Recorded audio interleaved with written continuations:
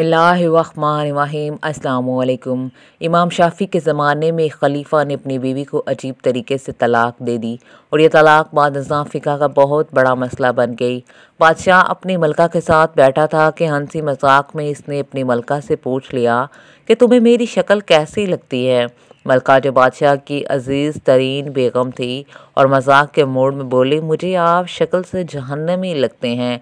ये फ़िक्रा सुनने के बाद बादशाह को गुस्सा आ गया और वो बोला कि मैं अगर जहन्नमी हूँ तो मैं तुम्हें 3 तलाक़ें देता हूँ। मलका ने यह सुना तो उसने रोना पीटना शुरू कर दिया। बादशाह को भी कुछ देर बाद अपनी गलती का एहसास हो गया। अगले दिन बादशाह सलामत ने मुल्क के तमाम उलमा, मुफ्ती साहिबान और इमामों को दरबार में बुला लिया और उनसे पूछा कि क्या इस तरीके से मेरी तलाक हो चुकी है।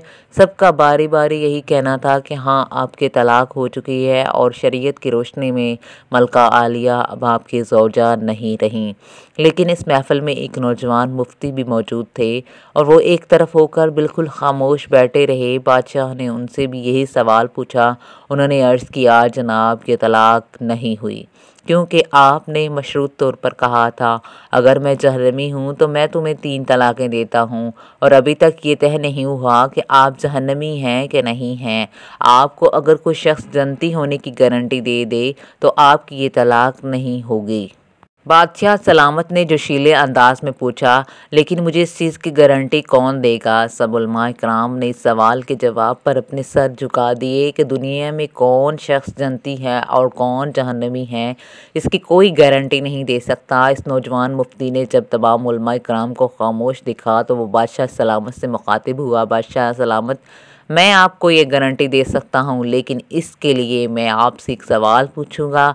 अगर आपका जवाब हाँ हुआ तो मैं आपको जन्नती होने का सर्टिफिकेट दे दूंगा।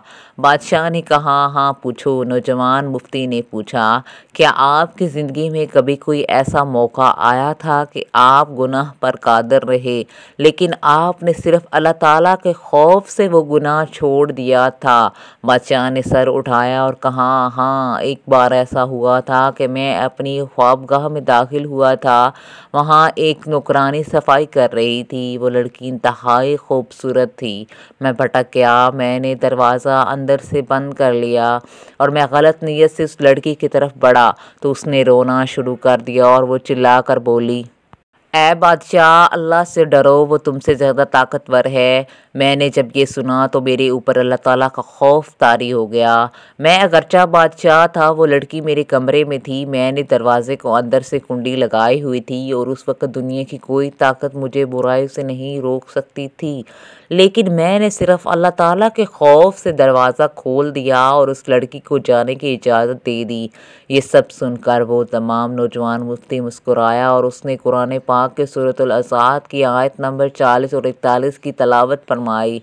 तर्जमा, जो अपने रब के सामने खड़े होने से डर गया, उसने अपने नफ्स को ख्वाहिशात में पड़ने से बचा लिया तो ऐसे शख्स का ठिकाना जन्नत होगा। इसके बाद नौजवान ने बादशाह सलामत से कहा, मैं आपको गारंटी देता हूँ आप जन्नती भी हैं और आपकी तलाक भी नहीं हुई। अज़ीज़ दोस्तों, मुसलमान होने के नाते हम हर मुसलमान हर वक्त जन्नत की मतलाशी होते हैं, लेकिन आप इस वाक़े से अंदाज़ा लगाइए कि जन्नत तो हर वक्त हमारे सामने मौजूद होती है। इसके लिए सिर्फ़ एक चीज़ की ज़रूरत होती है और वो ये है कि हम खौफ खुदा की वजह से हर उस गुनाह से तौबा करें जिसको करने की हमारे अंदर ताकत और कुदरत मौजूद हो और अल्लाह ताला हमें इस खौफ में मुब्तला रखे और हर किस्म के गुनाह से बचा रखे। आमीन।